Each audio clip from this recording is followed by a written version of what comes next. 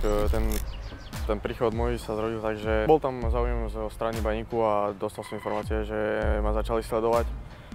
Najprv boli to len také rokovania a vtedy sa začali tomu venovať trošku vážnejšie, takže dohoda bola, že prídem tu až v zime, ale tak sa to podarilo, že hneď som momentálne tu, takže som veľmi rád, že som tu. Kontakty som vybavoval všetko, aj moji agenti, takže ja len som mal od nich echo, že ako to dopadlo a sme to rozoberali ďalej, že čo bude lepšie pre mňa. Tak najviac sa rozhodovalo to, že ten Baník bol prvý, ktorý prejavil ten záujem.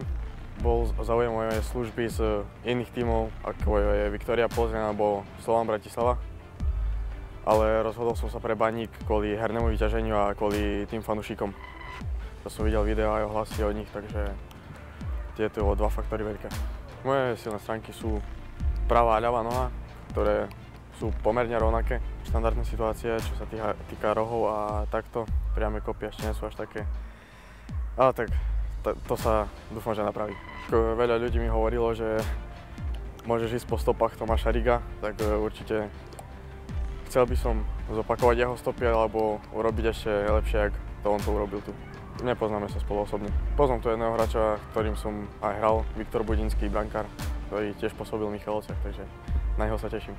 Tak s hráčmi vôbec som nebol s nikým v kontakte, hovorím, že všetko vyvolali agenti a som bol sústredený na ten futbal a som chcel ukázať čo najlepšie výkony na ihrisko, aby sa ten prestup tu do Baníku podaril čím skôr. Tak ja som si bol istý, že sa rozhodnem pre tento tím a som veril, že to Baník bude pre mňa najlepšia možnosť.